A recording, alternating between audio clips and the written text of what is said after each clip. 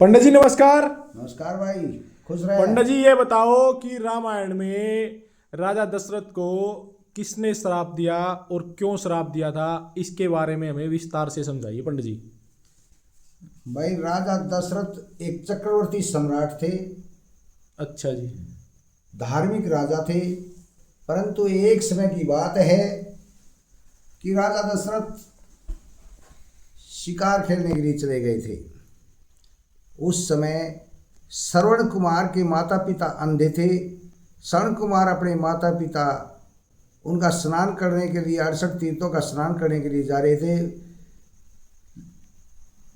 एक समय की बात है कि श्रवण कुमार की पत्नी बड़ी दुराचारिणी थी। वह एक मटकी में 2 खाने बनवा रही थी, एक हांडी में 2 पेट। एक में खीर बनाया करती, एक में राबड़ी बनाया करती। खीर तो वह खुद खाया करती और खाटी राबड़ी जो थी वो अपने सास ससुर को खिलाती थी। क्या करे बेचारे, लाचारी पर्वत से भारी होती है, उनको दिखाई नहीं देता था। एक दिन श्रवण कुमार उस घर पे था तो उसके डरते उसने खीर डाल दी। वे बूढ़ा बूढ़ी कहने लगे कि बेटा श्रवण कुमार, आज तो बहुत मीठी राबड़ी आई है, ईसा जी करे है भाई थोड़ी सी और डाल दे।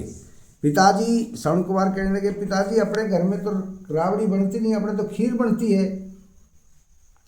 बेटा खाटी राबड़ी आया करती। पिताजी आपने मेरे को बताया नहीं, बेटा बता देता तेरा घर उजड़ जाता, कि तू इसका मार देता तो या कि ऊख चुक कर देती। अब श्रवण कुमार एक कुम्हार के पास पहुंचता है। कुम्हार से कहने लगे भी एक मटका तैयार कर दे। और हो जाएगा, पर इस मटके में 2 खाने बना दे। कुम्हार कांपने लगा कि इसको पता लग गया। वह बोला कि भाई तू अपने घर में जाकर अपनी पत्नी से पूछ, तेरी पत्नी बनवा के लेगी थी, भाई हमारे घर में झगड़ा मत करे।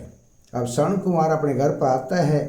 उस आरे में जो मटकी चढ़ी हुई थी उसका ढकना उगाड़ के देखा, ओहो, एक खाने में राबड़ी पड़ी हुई थी, एक खीर पड़ी हुई थी। अपनी पत्नी का तलाक कर दिया। हे दुष्टा राक्षसी, तूने भगवान का अपमान किया है, तूने अपने मेरे माता पिता का भी अपमान किया और मेरा अपमान किया। जा घोर कल्पों वर्षों तक 21 नरक बताए गए हैं, जिनमें कुंभीपाक नरक बड़ा भयानक नरक बताया गया है। जब उसमें गिरकर तूने अपने करोड़ों जन्म बिगाड़ दिए हैं, उसके अंदर गिरकर तू विष्ठा के कीड़े बनकर वास करोगी। बार बार क्षण पकड़ती है कि मुझे माफ़ करो, मेरी गलती होगी, परंतु क्षण को वहाँ टस से मस नहीं हुए। जो भी स्त्री अपने सास ससुर की, अपने से बड़ों का सम्मान करती हुए 4 धाम यहीं प्राप्त कर लेती हैं। जो अपने सास ससुर की, अपने पति की आज्ञा का पालन नहीं करती, अपने बड़ों का सम्मान नहीं करती हुए उस कुंभीपाक नरक में करोड़ों वर्षों तक उनका जन्म बिगड़ जाता है और उसी में विष्ठा के कीड़े बनकर वास करती हैं। तो श्रवण कुमार ने अपनी पत्नी का तलाक करके एक कावट टाइप बनाया। एक पल्ले में माँ को बैठा लिया और एक पल्ले में पिता को बैठा लिया। 68 तीर्थों का स्नान करने के लिए चल पड़ा। अयोध्या नगरी के अंदर पहुंचता है तो दोपहर का समय था।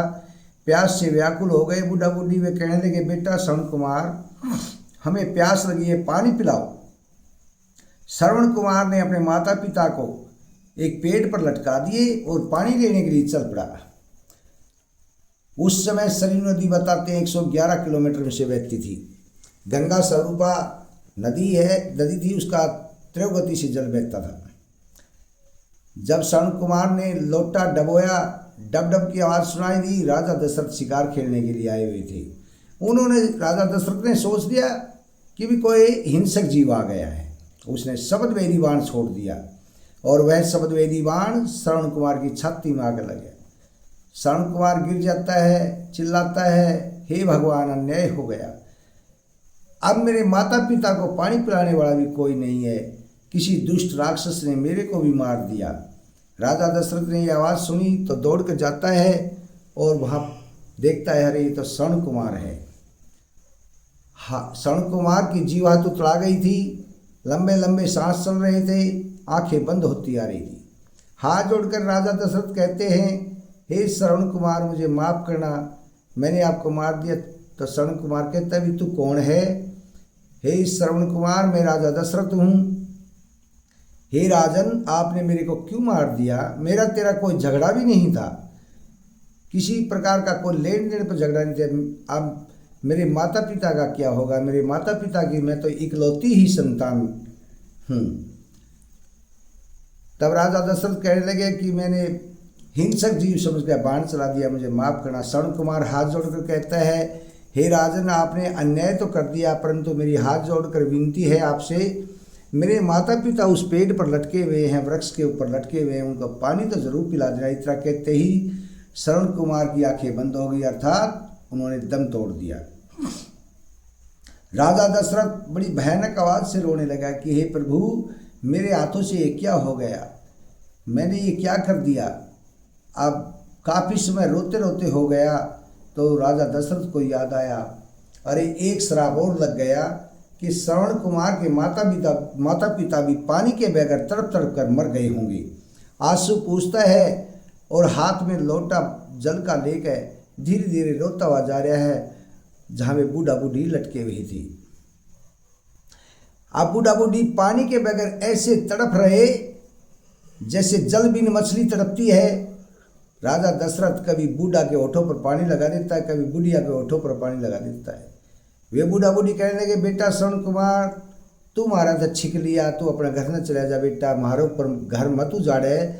एक तो तू बहुत लेट आया है, फिर बोल के भी पानी नहीं पिलाता तो हम तेरा पानी भी नहीं पीवा।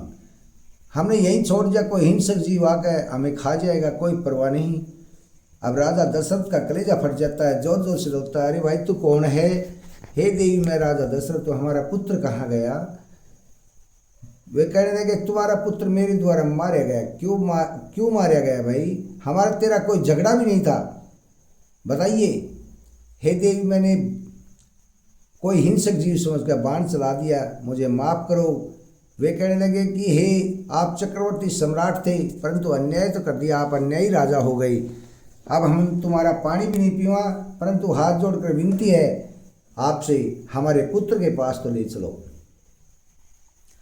राजा दशरथ ने इनको उठा दिया, तीनों रोते हुए जा रहे हैं। जहाँ श्रवण कुमार का शव पड़ा हुआ था वहीं उतार दिए और राजा से वे दोनों बूढ़ा बूढ़ी कहने लगे, श्रवण के माता पिता, कि हे राजन, हमें दिखाई नहीं देता है, एक बार हमारे पुत्र का स्पर्श तो करवा दो। आप बताते हैं, जैसे ही श्रवण कुमार के हाथ लगाया बूढ़ा बूढ़ी ने, अपने बेटे की कोड़ी भरकर ऐसी भयानक आवाज से रो पड़े कि इंद्र महाराज का सिंहासन डोलने लगा। ऐसी करुणामयी आवाज से रो रहे थे, दसों दिशाओं में हाहाकार मचने लगी।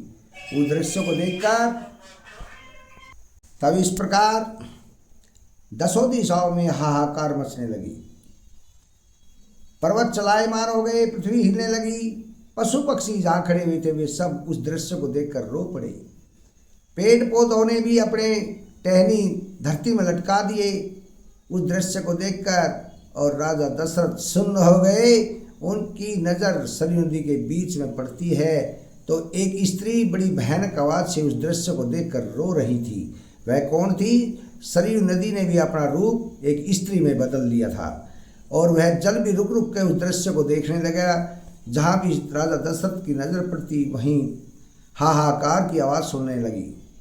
अब राजा दशरथ सुन्न हो गए और बूढ़ा बूढ़ी रोते रोते राजा दशरथ को श्राप दे गए कि भो राजन, आवाम पुत्र वियोगे विलपन्त दिवम गते, तोपि एकस्मिन् दिवसे पुत्र वियोगे विलपन्त दिवम गते। हे राजन, जिस प्रकार हम अपने पुत्र के वियोग में रो रो कर तड़प तड़प कर भी प्राण छोड़ रहे हैं, तुम भी एक दिन अपने पुत्र के योग में इससे भी ज़्यादा तड़प तड़प कर रो रो कर प्राण छोड़ोगे।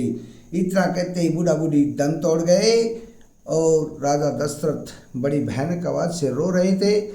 फिर विद्वान ब्राह्मणों की सभा बुलाकर उनका अंत्येष्टि क्रियाक्रम करवाया, श्रवण कुमार के माता पिता का और श्रवण कुमार का, और एक समाधि बनवा दी। बताते हैं कि आज भी कठोर से कठोर दिल वाला वहाँ जाता है, उस समाधि की तरफ देखता है तो उसकी आंखों से पानी बहने लग जाता है और ये प्रतीत होता है कि आज भी बूढ़ा बूढ़ी रो रहे हैं।